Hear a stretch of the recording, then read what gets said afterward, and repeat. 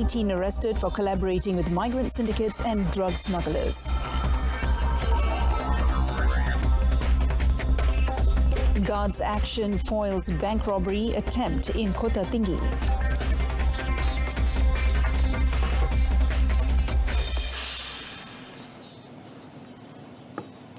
Hello and good afternoon. I'm Mohana Priya. Welcome to Updates at Noon. 18 police and armed forces personnel suspected to be part of an illegal immigrant smuggling ring at east coast of Johor have been detained. Those detained comprised 5 armed forces personnel of various ranks and a police officer with the rank of assistant superintendent stationed at a district police headquarters in the state. The others included 12 low-ranked personnel, 9 stationed at the Kota Tinggi District Police, 2 at Bukit Amban and 1 with the Marine Police. Following the arrest of 40 members of a human smuggling syndicate on 4th June, Johor Police Chief Commissioner Dato' Ayub Khan Maidin Piche said police launched another operation between 15th June and 18th June, which led to the arrests of the suspects aged between 24 and 41. Fokus kita Pantai Timur, yang kita tangkap sebelum ni 40 suspek pun Pantai Timur. So lepas ni mungkin kita akan beralih ke Pantai Barat. Sindiket ni dia bukan bergerak di Pantai Timurnya, Pantai Barat pun ada. Dan yang terlibat pun tuan-tuan bukan penduduk migran, dia orang pun terlibat. Mungkin ada elemen-elemen penyelundupan syabu pun ada juga. It was reported that for just around 500 to 1,000 ringgit a month, the group of 18 enforcement officers and personnel were willing to sell information to the migrant and drug smuggling syndicates. Meanwhile, Armed Forces Chief General Tan Sri Effendi Buang said the Malaysian Armed Forces ATM will not compromise with any of its officers and personnel who are found to be colluding with migrant smugglers. General Tan Sri Effendi issued this statement in reference to the arrest of 18 law enforcement officers and personnel of the PDRM and ATM after the arrest of 40 suspects of a human smuggling syndicate on 4th June. According to General Tan Sri Effendi, ATM have taken a firm approach on the matter in order to maintain the image of the security forces, which are responsible for ensuring the sovereignty and well-being of the country is preserved. The armed forces, however, leaves it to the authorities to take any further action on those directly or indirectly involved with the syndicates smuggling illegal immigrants. The statement also confirmed that 2 officers and 3 ATM personnel were suspected of smuggling illegal immigrants on 4th June. He said the arrest involving ATM personnel showed the effectiveness of the Ops Benteng under the supervision of the National Task Force. Apart from the 5 armed forces personnel, the rest comprised a police assistant superintendent and 12 low-ranking personnel.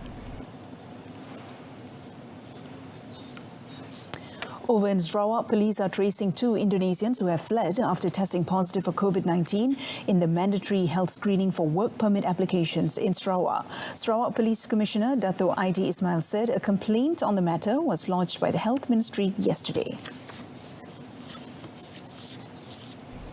The State Disaster Management Committee, SDMC, in a statement said that 2 Indonesians are believed to have run away while the committee was conducting close contact tracing and investigating the source of the infection. The statement also called on all the employers to be cautious and lodge a report with the police if the 2 foreign workers try to hide in their premises.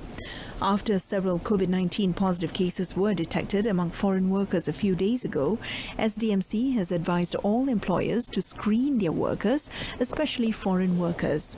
Sarawak yesterday also confirmed 4 new positive cases involving 2 locals and 2 Indonesians, bringing the total number of cases to 565 in the state.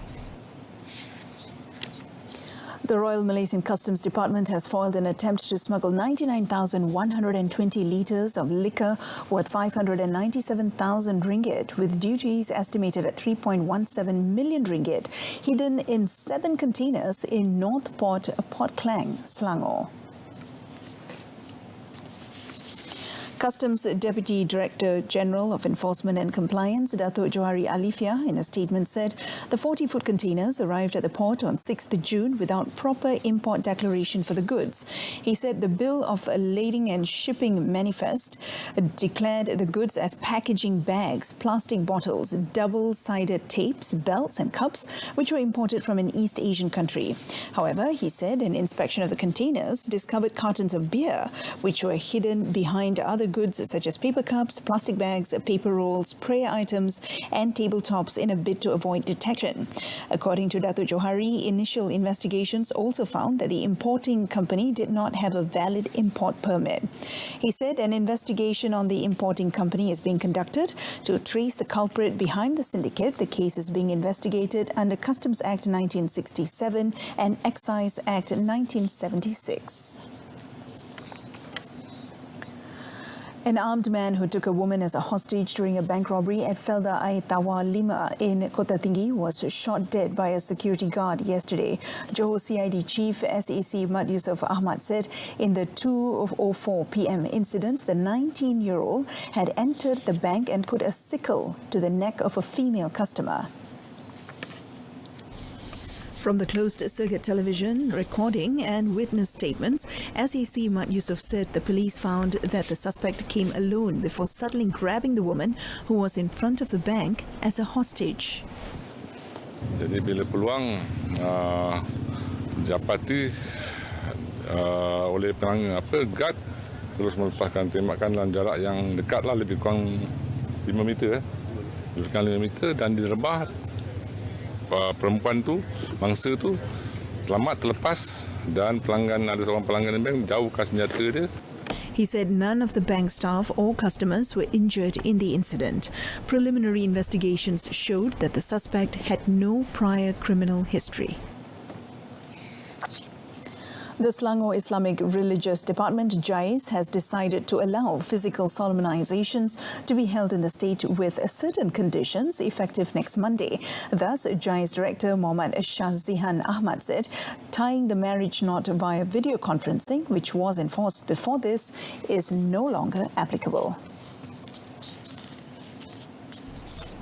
However, according to Muhammad Shahzihan, the ceremony could only be held in the district mosque or district Islamic religious office with the permission of the senior registrars. Attendance for the ceremony will be limited to just 15 people, comprising 7 representatives from the groom side and 8 from the bride side, other than the groom, the bride and the 2 witnesses. All individuals present at a solemnization ceremony must abide by the guidelines set by JAIS. Previously, JAIS had only allowed online solemnization ceremony via video conferencing since 20th April, following the implementation of the Movement Control Order to curb the spread of the COVID-19 pandemic. Pekan UMNO Division Committee member Muhammad Sharif Mat Zain has been named as Barisan Nasional's candidate for the Chini State by-election. The decision was announced by Pahang BN Chief Datuk Sri Wan Rosdi Wan Ismail at the Pekan UMNO Hall yesterday. Datuk Sri Wan Rosdi said Muhammad Sharim, 41, a second-generation Felda settler, was selected mainly because he is a local and well acquainted with the leadership of the late Chini Assemblyman Datuk Sri Abu Bakar Harun. The Chini by-election was called following the death of Datuk Sri Abu Bakar on 6th May due to a heart attack. Datuk Sri Wan Rosdi said Pahang BN had been thorough in the selection process to pick someone who fulfills the criteria set by the top leadership. Muhammad Sharim also thanked the BN leadership for placing its trust in him to be the candidate. The Election Commission set 20th June for nominations and 4th July for polling. The by-election will be the first to be held since the imposition of the Movement Control Order on 18th March to curb the spread of COVID-19. The Chini seat is one of the 4 state constituencies under the Pekan Parliamentary Constituency.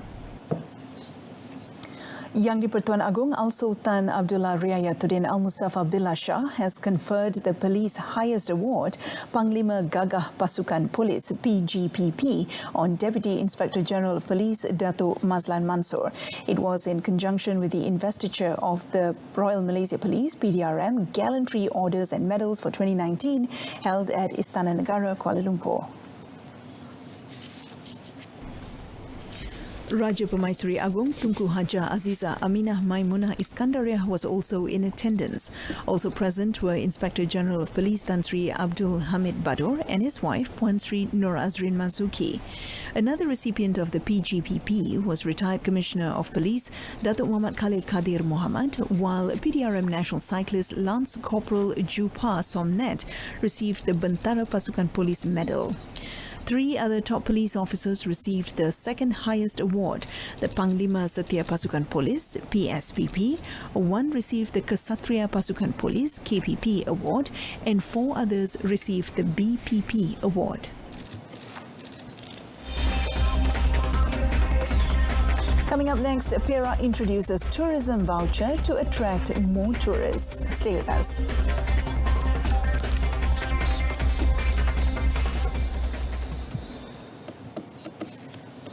Smallholders which have yet to secure their Malaysian Sustainable Palm Oil or MSPO certification may seek for assistance from the Malaysian Palm Oil Board, MPOB's guidance and counselling officers nationwide. MPOB Chairman Dato' Ahmad Jazlan Yaakob said the Plantation Industries and Commodities Ministry had provided sufficient allocation to ensure that the certification can be achieved. MPOB in a statement said smallholders should seize this opportunity to ensure that the 100% certification target can be achieved this year. This is important, especially with the 100% export duty exemption on crude palm oil, processed palm kernel oil and crude palm kernel oil from 1st July to 31st December 2020. Dato' Ahmad Jazlan said this would benefit smallholders, plantation owners, as well as industry players, as it would help them to increase their incomes and subsequently contribute to the country's economy. Young agripreneurs are encouraged to utilize the Internet of Things or IoT technology in agriculture as it can help to increase revenue. Deputy Minister of Agriculture and Food Industry 1, Dato' Sri Ahmad Hamzah, said the application of IoT could help them manage their crops online instead of going to the field every single day. Through the IoT system and applications being developed by the Malaysian Digital Economic Corporation, MDEC, and Kuala Langat Agropreneur Muda participants, Dato' Sri Ahmad Hamzah said surveillance of the water supply, fertilizers and pesticides can be done online at the right time to prevent wastage. Under this program, he said a total of 31 participants of the first phase of the Selangor Young Agropreneur program received a grant of 516,000 ringgit this year. Kita nak maklumkan bahawa setakat ini di bawah skim Agropreneur Muda, peruntukannya telah diperuntukkan kepada kementerian sebanyak 20 juta, telah pun digunakan sebanyak 4 juta lebih yang telah kita sampaikan kepada lebih kurang 216 orang agropreneur. Dan kita berharap semoga golongan muda dapat merebut peluang ini supaya memastikan supaya kita dapat sama-sama menyertai dalam bidang pertanian, dan itulah matlamat kita mahu menarik minat golongan-golongan muda supaya dapat sama-sama mencebur dalam bidang pertanian yang sebenarnya memberikan peluangan yang cukup lumayan sekali. He told a press conference after the Young Agropreneur Tour program in Kuala Langat. In efforts to revive Perak tourism industry, which was adversely affected by the COVID-19 outbreak, the state government has introduced the Travel Perak Lah voucher. Menteri Besar Dato' Sri Ahmad Faizal Azumu said the voucher can be used by tourists to get discounts on selected hotels and tourism products throughout the state. Speaking after launching the Travel Perak Lah voucher at Kelly's Castle, Batu Gajah, Dato' Sri Ahmad Faizal said for the first phase, 1,500 vouchers worth RM30 and RM50 have been distributed to industry players registered with Tourism Perak.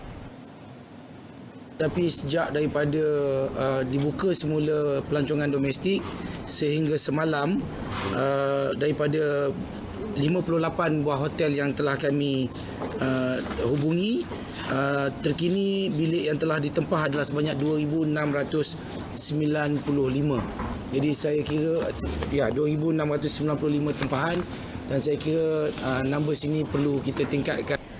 The validity period of the first phase of the Travel Perak Lah voucher is from 1st July to 30th November, and it can be redeemed after the second visit to any registered hotel or tourism spots.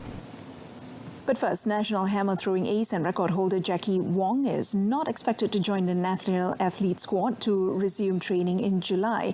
Malaysian Athletics Federation MAF President Dato' S.M. Muthu said the athlete, who was warded at the Sibu Hospital for over 2 months after testing positive for COVID-19, will instead continue training alone as he needed time to recover and regain his fitness levels. Jackie Wong semasa sekarang belum lagi sebab dia kena rehat dulu. Baru sebab dia 70 hari lebih dia sudah duduk di hospital kan. Sekarang kita beri dia kelepasan dulu, nanti kemudian kita akan bincang. Jackie, 28, was admitted to the hospital on 16th March after testing positive for COVID-19, and he was believed to have caught the infection from his father. Meanwhile, Datuk Muthu said MAF would be meeting with the National Sports Council and the Ministry of Youth and Sports to discuss certain relaxations on the standard operating procedure for athletes training as outlined by World Athletics. He explained that among the relaxed regulations under the SOP is that athletes do not need to wear face masks, which can interfere with their breathing during training. And that concludes today's edition of Updates at Noon. In our top story today, 18 enforcement officers arrested for collaborating with migrant syndicates and drug smugglers. Join us again at 7 p.m. for more updates on the latest happenings from around the world. I'm Mohana Priya. Thanks for watching.